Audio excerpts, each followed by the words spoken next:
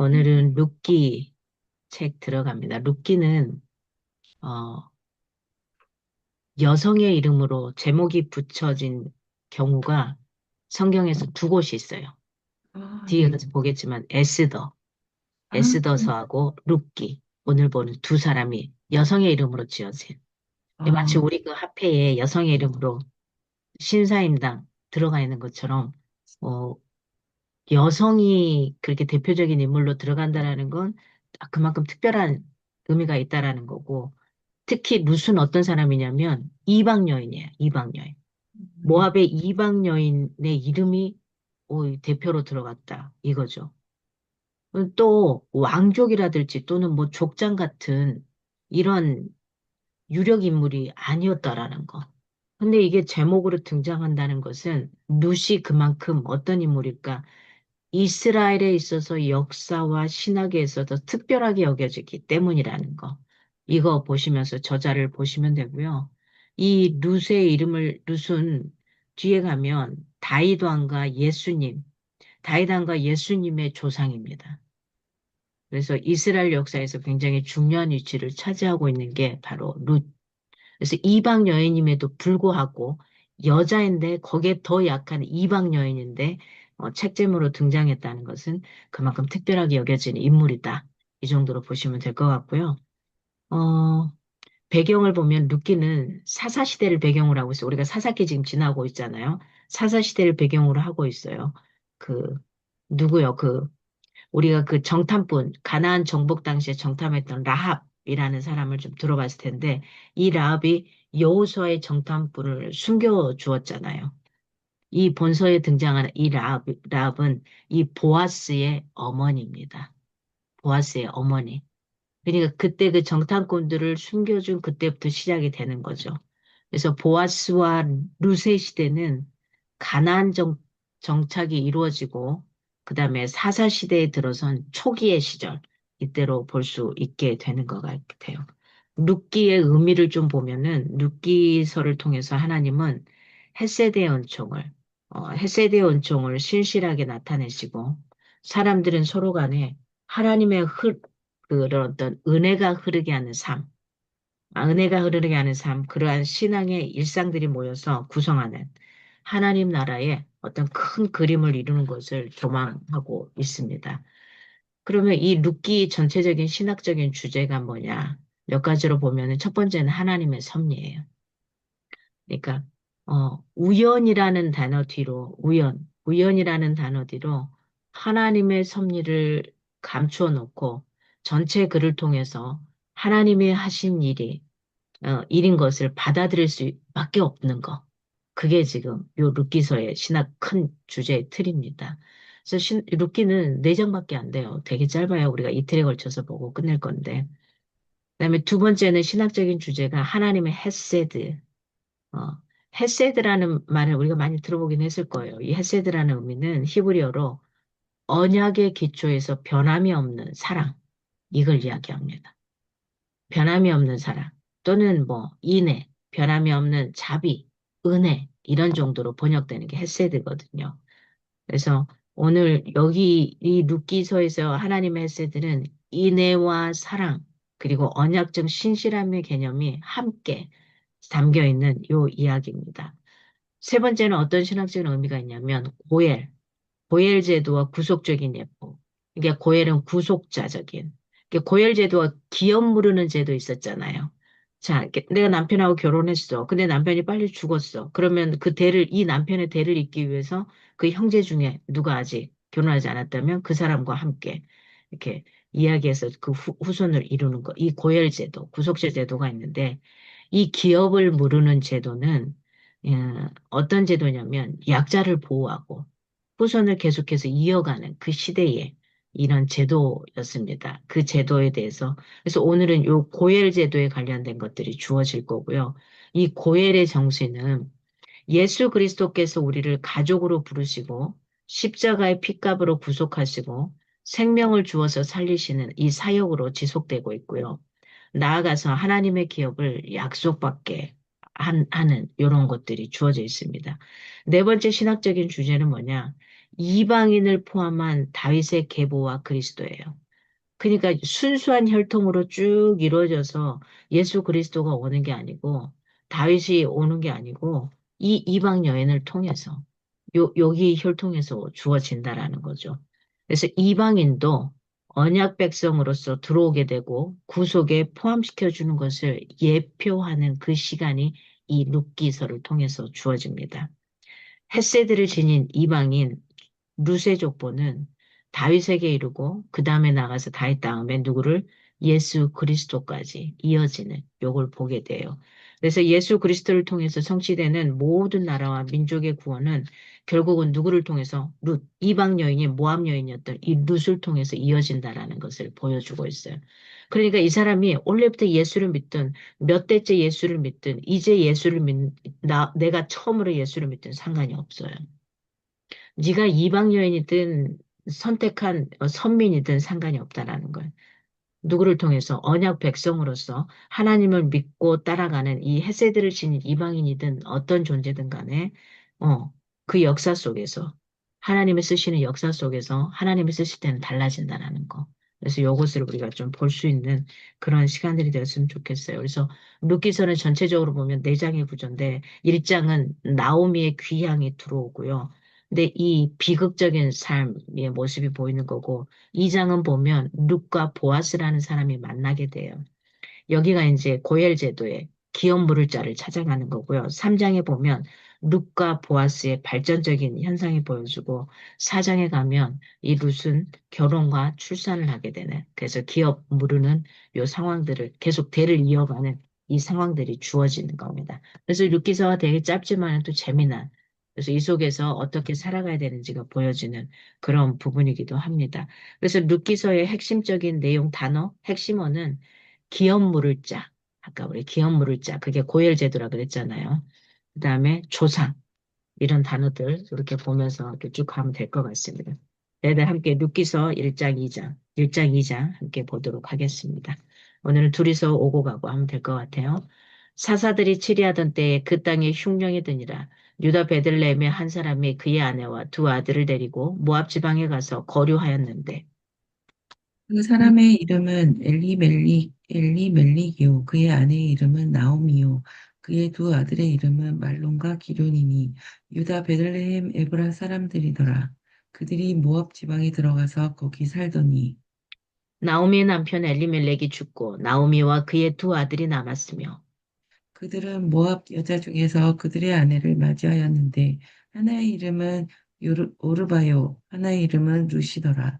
그들이 거기에 거주한 지 10년쯤에 말론과 기련 두 사람이 다 죽고 그 여인은 두 아들과 남편의 뒤에 남았더라. 그 여인이 모압 지방에서 여호와께서 자기 백성을 돌보시사 그들에게 양식을 주셨다 함을 듣고 이에 두 며느리와 함께 일어나 모압 지방에서 돌아오려 하여 있던 곳에서 나오고 두 며느리도 그와 함께하여 유다 땅으로 돌아오려고 길을 가다가 나오미가 두 며느리에게 이르되 너희는 각기 너희 어머니의 집으로 돌아가라.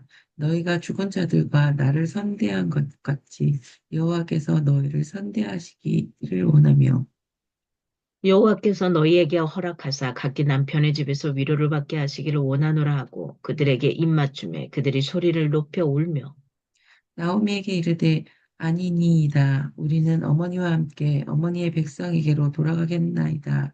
하는지라. 나오미가 이르되 내 딸들아 돌아가라. 너희가 어찌 나와 함께 가려느냐. 내 태중에 너희의 남편 될 아들들이 아직 있느냐. 내 딸들아 되돌아가라. 나는 늙었으니 남편을 두지 못할지라. 가령 내가 소망이 있다고 말하든지 오늘 밤에 남편을 두어 아들들을 낳는다 하더라도 너희가 어찌 그들이 자라기를 기다리겠으며 어찌 남편 없이 지내겠다고 결심하겠느냐. 내 딸들아 그렇지 아니하니라. 여호와의 손이 나를 치셨으므로 나는 너희로 말미암아 더욱 마음이 아프도다 하매. 그들이 소리를 높여 다시 울더니 오르바는 그의 시어머니에게 입 맞추되 룻은 그를 쫓았더라. 나오미가 또 이르되 보라 내 동서는 그의 백성과 그의 신들에게로 돌아가나니 너도 너의 동서를 따라 돌아가라 하니. 룻이 이르되 내게 어머니를 떠나며 어머니를 따르지 말고 돌아가라. 강건하지 마옵소서. 어머니께서 가시는 곳에 나도 가고 어머니께서 머무시는 곳에서 나도 머물겠나이다. 어머니의 백성이 나의 백성이 되고 어머니의 하나님이 나의 하나님이 되시리니 어머니께서 죽으시는 곳에서 나도 죽어 거기 묻힐 것이라. 만일 내가 죽는 일 외에 어머니를 떠나면 여호와께서 내게 벌을 내리시고 더 내리시기를 원하나이다 하는지라. 나오미가 룻이 자기와 함께 가기로 굳게 결심함을 보고 그에게 말하기를 그치니라. 이에 그 두 사람이 베들레헴까지 갔더라. 베들레헴에 이를 때에 온 성읍이 그들로 말미암아 떠들며 이르기를 이가 나옴이냐 하는지라. 나오미가 그들에게 이르되 나를 나오미라 부르지 말고 나를 마라라 부르라. 이는 전능자가 나를 심히 괴롭게 하셨음이니라. 내가 풍족하게 나갔더니 여호와께서 내게 비어 돌아오게 하셨느니라. 여호와께서 나를 징벌하셨고 전능자가 나를 괴롭게 하셨거늘 너희가 어찌 나를 나옴이라 부르느냐 하니라. 나오미가 모압 지방에서 그의 며느리 모압 여인 룻과 함께 돌아왔는데 그들이 보리 추수 시작할 때 베들레헴에 이르렀더라. 나오미의 남편 엘리멜렉의 친족으로 유력한 자가 있으니 그의 이름은 보아스더라. 모압 여인 룻이 나오미에게 이르되 원하건대 내가 밭으로 가서 내가 누구에게 은혜를 입으면 그를 따라서 이삭을 줍겠나이다 하니 나오미가 그에게 이르되 내 딸아 갈지어다 하매 루시 가서 베는 자를 따라 밭에서 이삭을 줍는데 우연히 엘리멜렉의 친족 보아스에게 속한 밭에 이르렀더라. 마침 보아스가 베들레헴에서부터 와서 베는 자들에게 이르되 여호와께서 너희와 함께 하시기를 원하노라 하니 그들이 대답하되 여호와께서 당신께 복 주시기를 원하나이다 하니라. 보아스가 베는 자들을 거느린 사안에게 이르되 이는 누구의 소녀냐 하니 베는 자를 거느린 사환이 대답하여 이르되 이는 나오미와 함께 모압 지방에서 돌아온 모압 소녀인데 예, 룻기 2장 7절입니다. 그의 말이 나로 베는 자를 따라 단 사이에서 이삭을 줍게 하소서 하였고 아침부터 와서는 잠시 집에서 쉰 외에 지금까지 계속하는 중이니이다. 보아스가 룻에게 이르되 내 딸아 들으라 이삭을 주우러 다른 밭으로 가지 말며 여기서 떠나지 말고 나의 소녀들과 함께 있으라. 그들이 베는 밭을 보고 그들을 따르라. 내가 그 소년들에게 명령하여 너를 건드리지 말라 하였느니라. 목이 마르거든 그릇에 가서 소년들이 길어온 것을 마실지니라 하는지라. 룻이 엎드려 얼굴을 땅에 대고 절하며 그에게 이르되 나는 이방 여인이거늘 당신이 어찌하여 내게 은혜를 베푸시며 나를 돌보시나이까 하니 보아스가 그에게 대답하여 이르되 내 남편이 죽은 후에 내가 시어머니에게 행한 모든 것과 내 부모와 고국을 떠나 전에 알지 못하던 백성에게로 온 일이 내게 분명히 알려졌느니라. 여호와께서 내가 행한 일에 보답하시기를 원하며 이스라엘의 하나님 여호와께서 그의 날개 아래 내 보호를 받으러 온 내게 온전한 상 주시기를 원하노라 하는지라. 루시 이르되 내 주여 내가 당신께 은혜 입기를 원하나이다. 나는 당신의 하녀 중에 하나와도 같지 못하오나 당신이 이 하녀를 위로하시고 마음을 기쁘게 하는 말씀을 하셨나이다 하니라. 식사할 때 보아스가 룻에게 이르되 이리로 와서 떡을 먹으며 내 떡 조각을 초에 찍으라 하므로 룻이 곡식 빼는 자 곁에 앉으니 그가 볶은 곡식을 주매 룻이 배불리 먹고 남았더라. 롯이 이삭을 주우러 일어날 때에 보아스가 자기 소년들에게 명령하여 이르되 그에게 곡식단 사이에서 줍게 하고 책망하지 말며 또 그를 위하여 곡식 다발에서 조금씩 뽑아버려서 그에게 줍게 하고 꾸짖지 말라 하니라. 롯이 밭에서 저녁까지 줍고 그 주운 것을 떠니 보리가 한 에바쯤 되는지라. 그것을 가지고 성읍에 들어가서 시어머니에게 그 주운 것을 보이고 그가 배불리 먹고 남긴 것을 내어 시어머니에게 드리매 시어머니가 그에게 이르되 오늘 어디서 주었느냐 어디서 일을 하였느냐 너를 돌본 자에게 복이 있기를 원하노라니 롯이 누구에게서 일했는지를 시어머니에게 알게 하여 이르되 오늘 일하게 한 사람의 이름은 보아스니이다 하는지라. 나오미가 자기 며느리에게 이르되 그가 여호와로부터 복받기를 원하노라. 그가 살아있는 자와 죽은 자에게 은혜 베풀기를 그치지 아니하도다 하고 나오미가 또 그에게 이르되 그 사람은 우리와 가까우니 우리 기업을 물을 자 중에 하나이니라 하니라. 모압 여인 누시 이르되 그가 내게로 또 이르기를 내 추수를 다 마치기까지 나는 내 소년들에게 가까이 있으라 하더이다 하니 나오미가 며느리 룻에게 이르되 내 딸아 너는 그의 소녀들과 함께 나가고 다른 밭에서 사람을 만나지 아니하는 것이 좋으니라 하는지라. 이에 룻이 보아스의 소녀들에게 가까이 있어서 보리 추수와 밀 추수를 마치기까지 이삭을 주며 그의 시어머니와 함께 어, 거주하니라. 아멘. 오늘 일장은 나오미의 귀향 부분입니다. 고향에 돌아오면은 사실은 금요한양 해야 되는 거잖아요. 들어와야 되는데 그러지 못하죠. 그래서 나오미 가정에 이미 이렇게 비극이라는 단어가 1절에서 5절에 보면은 주어집니다. 풍요로운 것 같았던 유다 베들레헴 그곳에 흉년이 들기 시작을 했고요. 어, 사사들 시대가 그 상징하는 것처럼 아마도 마음대로 결정한 것 같은 엘리멜렉과 나오미 부부의 이민 생활은 10여 년 만에 사실은 비참한 현실 앞에 무너지고 말죠. 어, 나오미는 남편을 잃고 두 아들마저 잃어버려요. 그러니까 며느리만 남은 상황인 거죠. 그래서 나오미가 이방 땅에서 처한 상황은 사실은 이방 땅까지는 갔는데 굉장히 심각한 상황이 됐고 그녀 스스로 헤어나오기 힘든 시대적인 구조에 놓였을 것입니다. 제가 예전에 이제 교인 중에 미국으로 이민을 가셨어요. 여기 한국에서 사는 게 좀 녹록지 않아서 미국으로 이민 가셨는데 그곳에서도 모든 사업을 다 이렇게 쫄딱 망하신 거예요. 그러니까 한국에 들어왔는데 알고 있는 친인척에게도 들어왔다는 걸 이야기하지 못하는 거예요. 그만큼 힘든 상황입니다. 그러니까 지금 이 나오미 이 가족들도 돌아오는 게 그렇게 쉽지는 않은 상황들일 거예요. 그래서 6절에서 18절에 결단을 하게 됩니다. 나오미의 귀양, 그리고 루시 동행을 하게 되는 거죠. 모압이 풍족해 보여서 재산과 남편과 아들들을 데리고 베들레헴으로 떠난 나오미는 이제는 빈손이 돼서 그곳이 더 좋을 곳이라 생각하고 꿈의 드림으로 갔는데 이제는 빈손이 돼서 하나님이 양식을 주신다는 고향으로 돌아오게 되는 이 장면이죠. 며느리 둘에게 이제는 뭐야 그 기업 물을 사람도 없고 아들을 낳을 수도 없고 내 나이가 너무 많아서 안 되니 니네들은 니네 고향으로 가라. 왜냐면 이 여인들은 다 이방 여인들이었잖아요. 이방 여인들이기 때문에 다 고향으로 가라. 그리고 니네들이 믿는 그 신들 가서 믿어라. 내가 믿는 하나님이 아니라 그냥 알아서 그 다 가라 떠나라 하는데 그중에 며느리 오르반은 어때요? 눈물로 그냥 작별하고 가요. 자기 길로. 가지만은 그러나 며느리 룻은 떠나지 않습니다. 그래서 나오미를 설득하죠. 어떻게 설득합니까? 룻이 이르되 내게 어머니를 떠나며 어머니를 따르지 말고 돌아가라 강권하지 마시옵소서. 어머니께서 가시는 곳에 나도 가고 어머니께서 머무시는 곳에 나도 머물겠나이다.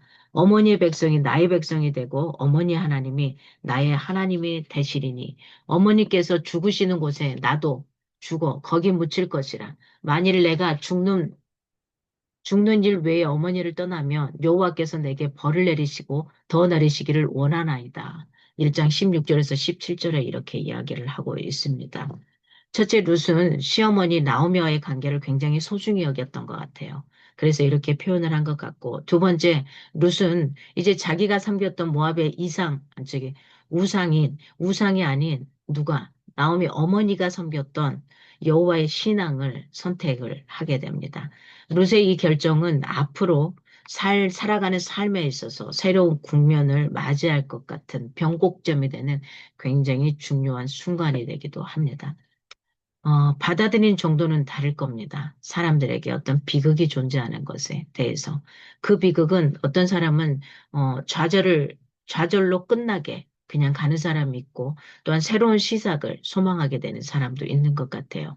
과거에 어떤 분이 TV에 나와서 이렇게 자기의 삶을 그, 이야기한 적이 있습니다. 지금은 굉장히 성공한 스토리이기도 합니다만은, 이 사람이 완전히 바닥이 나서 호주머니 딱 단돈 1,000원밖에 남지 않아서 죽으려고 한강 앞에 딱 갔는데 그 한강 물속에 이제 막 태어나서 그때 한 돌이 됐나 안 됐나 이 정도 되는 그 아이 얼굴이 물속에서 다 뛰어오르더랍니다. 그래서 1,000원밖에 없는데 죽을 수가 없었다라는 거죠. 이 아이 얼굴이 떠오르니까. 그래서 이 1,000원을 가지고 일을 하기 시작합니다. 여러분 어느 순간에 그 뭐 이렇게 슈퍼마켓이나 가게에 가면은 그 계산하는 계산대 앞에 떡이 하나씩 주어졌던 거 기억나세요? 하나씩 있어서 계산하다가 그거 하나 딱 사서 뭐 이렇게 사는 요런 케이스. 이 사람이 그 돈을 가지고 알바를 하고 그래서 얼마치가 되면은 그걸로 떡을 한 번에 사서 나눠서 소분해서 한 개씩 한 개씩 팔아서 그걸로 대박이 나서 나중에 사업을 크게 하게 되고 다시 일어났던 이 사람의 이야기 스토리입니다. 그렇습니다. 어, 때로는 사람이 굉장히 좌절하고 끝날 것 같지만 그곳에서 새로운 시작이라는 건 낭떠러지는 끝이 아니라 시작점이라는 걸 기억했으면 좋겠어요. 출발 라인은 끝이 아니라 시작점이거든요. 그리고 출발 라인에서 마지막 끝 부분에 들어간다 할지라도 그게 끝이 아니라 또 다른 시작이 시작되는 시작점이라는 거. 이걸 놓지 않으면 내 인생에 힘든 고비가 오더라도 금방 서갈 수 있는 그런 시간이 되지 않을까 싶습니다.